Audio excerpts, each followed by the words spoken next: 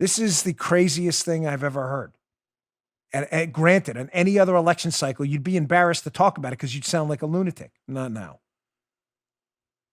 Even a mainstream outlet like the Wall Street Journal is starting to entertain the possibility, given the Democrats' obsession with spying on their political opponents, not accepting election results, weaponizing the government, and now Hillary Clinton openly talking about, screw the election, we're not conceding anything. You better start asking some real questions now. Ladies and gentlemen, there's a piece in the Wall Street Journal today about what happens post-election day if a candidate just basically doesn't concede and the election's in doubt because mail-in ballots are popping in all over, no postmarks. What do we do? We've never had that scenario. Mail-in voting could deliver chaos, Wall Street Journal.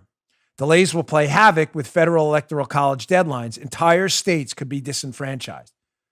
Folks, this article, I read this morning, really, I have to tell you, really scared me. We're going to go through it piece by piece. I have an incredible 5 screenshots from it, which, Paula, wouldn't you agree, is pretty unprecedented. It's like 4 Muttley events. They almost never happen. But this article, you're going to need to know every detail of it. Before I get to it, why I think this is going to be a potential debacle post-election day, and you better start preparing. I mean, mentally in your head, get ready for the idea that election day, you may not get a result. Or the next day, or the next week, or maybe even the next month. And the question then becomes, what do we do? Why do I say that? Here's Hillary Clinton, as Joe told me before the show, because he gets to sneak peek these clips like no one else. He said, Dan, they're not even dog whistling anymore. They're just coming out and saying, elections don't matter. We won't concede. Here's Hillary Clinton saying exactly that. Check this out. Yeah, this is a big organizational challenge, but at least we know more about what they're going to do. And, Joe Biden should not concede under any circumstances because I think this is going to drag out. And eventually, I do believe he will win if we don't give an inch and if we are as focused and relentless as the other side is. Did you ever in your lifetimes, serious question, not hyperbolic, not a joke, not intended for effect, did you ever in your lifetime think we'll be asking questions like, what if the candidate who loses doesn't concede? What does the military do? I know you didn't. I didn't. No, Joe, serious. What does the military do? Who's the commander in chief? You're like, no, Dan, that only happens in third world republics. Not according to Hillary. What if they don't concede? Now you may say, well, what does that mean? What are the mechanics? And here's the reason I found this article so fascinating, because it goes through the actual mechanics about what happens. Let's go through this, memorize every bit of this. This is important. Screenshot 1 from the Journal piece. Ladies and gentlemen, under current federal law, the presidential election must take place on November 3rd, unless the law has changed, which it won't. November 3rd is the date of the election, period, full stop. And the electors chosen on that day must vote on December 14th to select the new president and vice president. There's an electoral college. Obviously, the popular vote only matters because it determines who the electors are. They must vote on December 14th. These dates cannot be changed without an act of Congress. And the 20th Amendment sets Inauguration Day on January 20th. Keep that up a second, Paula. So we have 3 dates that are not movable unless the law changes. It's not going to change. November 3rd is going to be the election. December 14th, the electors chosen via the popular votes in the states, have to vote on December 14th, and they pick the new president and vice president. And Inauguration Day is January 20th, 2021. Not movable. There's not going to be a change. That is the law. It's not Hillary Clinton's opinion. It's not Donald Trump's opinion. That's the law. Everybody get that? How do you get those dates? You say, well, Dan, those dates aren't in the Constitution. No. But the Constitution prescribes a process, and laws were written according to that process. And here's what the law says, which gives us those dates because they're not the same dates in every election cycle. Let's go to takeaway number 2 from the article. Very important stuff here.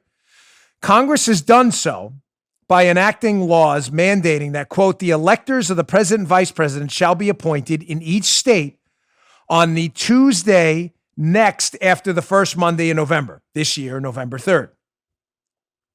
And that the Electoral College must meet and vote on the first Monday after the second Wednesday in December, this year, December 14th. The law, as the Supreme Court held in Foster versus Love in 97, taken together, the relevant constitutional and statutory provisions mandate, quote, holding all elections for Congress and the presidency on a single day throughout the Union. What's the takeaway from screen cap 1 and screen cap 2? The dates aren't changing, folks. You can do whatever you want in your liberal states to do vote by mail, vote by telephone, vote by carrier pigeon. It doesn't matter. You're going to have to get a vote in, and you're going to have to get it in by November 3rd. So the electors can pick the president by December 14th so he can be inaugurated by January 20th, no matter who that president is, Trump or Biden. There's not going to be any law change. Does everybody get that? Because the way Hillary Clinton talks about it, you would think that this non-concession has some kind of legal basis. In other words, her recommendation to Joe Biden, you see where I'm going with this, Joe? Her recommendation, Yes, don't concede, has no legal weight whatsoever. Bingo.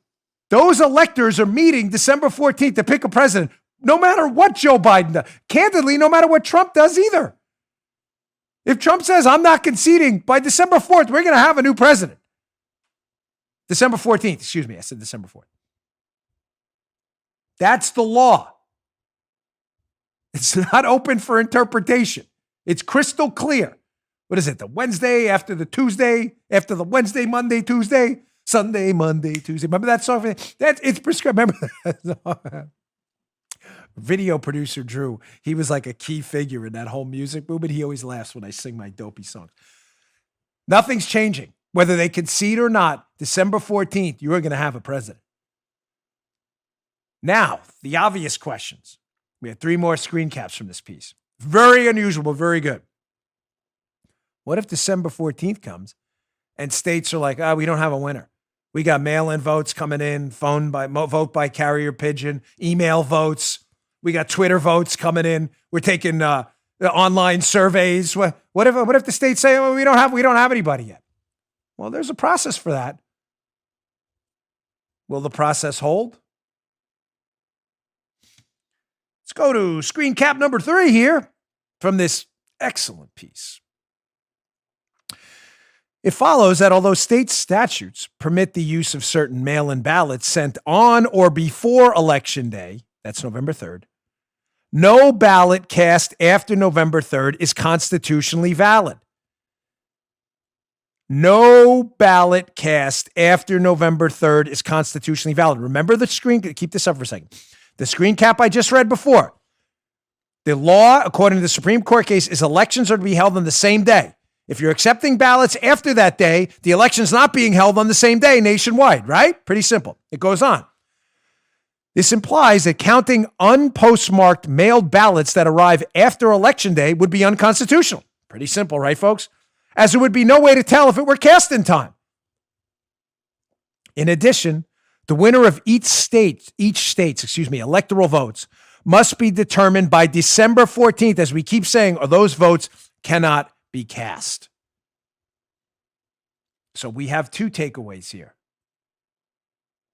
Takeaway number 1, the law, the Supreme Court, the Constitution, the statutory laws and constitutional law have all dictated the election must be held on the same day for Congress or the presidency on the same day. That day this year is November 3rd.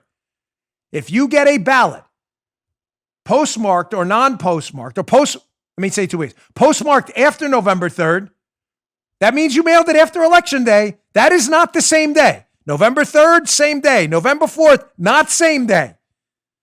November 3rd, November 4th, not the same. 3, 4, not the same day.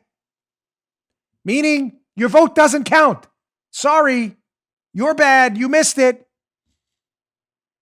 If the ballot is received, scenario 2, after November 3rd with no postmark, meaning you don't know when it was mailed, it is still invalid. Those electors are meeting December 14th to pick a president based on that state's popular vote. Now what happens when the chaos ensues? What if there's a dispute? Well, it was postmarked November 4th, but the voter's saying he really mailed it November 2nd. Or what if it doesn't have a postmark at all and it comes in at 12:01 and someone says, no, it came in at 11:59.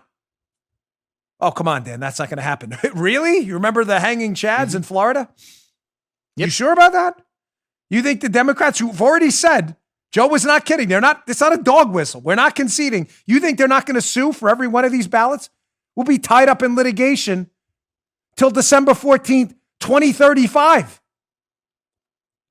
By December 14th, don't forget the date. This better be figured out because they're picking a president by law. But what if it's not? Let's go to screen cap number 4. I screwed it up this morning. I said to Paula, here's screen cap 6. She's like, there's only 5. I'm like, I had a Biden moment. Very sorry. Here's number 4, though. This December 14th deadline is even tighter thanks to another federal statute, which requires that any controversy, i.e. disputes over the electors a state is appointed, must be resolved under pre-existing state law at least 6 days before the Electoral College meets. What does that mean? There's another date I got to memorize? Yes, there is. Sorry, show's chock full of information today, but it's true.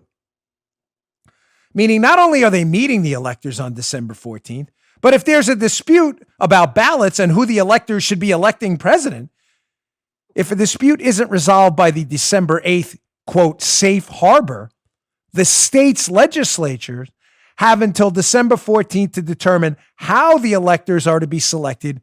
Or, what happens if the state can't figure it out? They forfeit their electoral votes. Ooh. If a state meets the December 8th deadline, because they have 6 days from December 8th to December 14th to figure it out, if a state meets the December 8th deadline, the result is conclusive and Congress must accept it. Lot to digest here. But I'm preparing you now for the chaos that's about to come. Hillary's already announcing it. If this election is close, get ready. Was it Katie bar the door? Right, Joe? I'm telling you. Katie bar the door. Yep. Get ready for the chaos, the protests. You think the Antifa terrorist protests were bad? So just to be clear, you have a 6-day window from December 8th to December 14th if there's a dispute. Let's say the election in Wisconsin is tight, just pulling that state out because it's a swing state. Let's say there's a lawsuit over 5,000 mail-in ballots and Trump wins the state by 1,000 votes. Some of them say they mailed them on November 3rd, even though they show November 4th. Some of them claim it was at the post office at 11:50. Some say it was at after midnight. There's lawsuits over 5,000 ballots. Trump wins by 1,000. The Democrats in the state and the legislature in Wisconsin say, no, Biden won. The vote tally doesn't show Biden winning. It shows Trump winning, right? What do? Well, there's a law for that. You have 6 days between December 8th and December 14th to tell your electors who are going to elect the president on when? December 14th. Tell them what to do. And Congress must accept it. But what if that dispute isn't solved? And what if the Democrats in Wisconsin and the Republicans in Wisconsin refuse to send electors deemed by the process there? Well, the state could forfeit or something else could happen, meaning Wisconsin's electoral votes wouldn't matter at all, or something else could happen, which is really disturbing.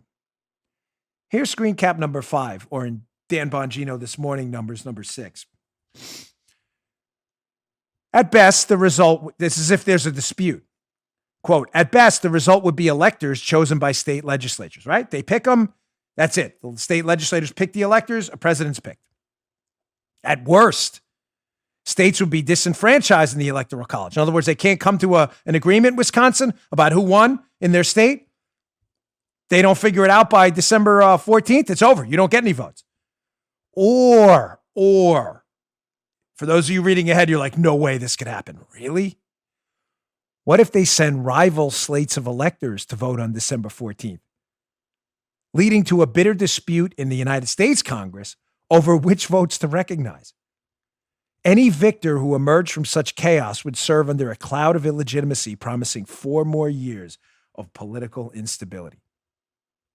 Now, folks, granted, on any sane electoral year, this is the kind of stuff Joe and I and Paula candidly would be embarrassed to talk about. No one's going to, it's the United States. No one's going to do that. Send rival electors. Wisconsin sends Democrat electors for Biden and then Republican electors for Trump, who both think the other team lost. And the United States Congress is looking at them going, who is it? What happens? What if the election is determined by Wisconsin? What do they have, 10 electoral votes? What if Wisconsin is the hinge? It could be any swing state. Could be Virginia. Could be Michigan. What if for the entire election, that road to 270 electoral votes, what if that entire election comes down to one state and that state cannot agree because of a mail-in voting ballot chaos? Who won? And they send rival electors picking the opposite guy to Congress, and they're sitting there going, what do we do? This is the craziest thing I've ever heard. And granted, in any other election cycle, you'd be embarrassed to talk about it because you'd sound like a lunatic. Not now. Even a mainstream outlet like the Wall Street Journal is starting to entertain the possibility, given the Democrats' obsession with spying on their political opponents, not accepting election results, weaponizing the government, and now Hillary Clinton openly talking about, screw the election, we're not conceding anything. You better start asking some real questions now. You just heard Dan Bongino.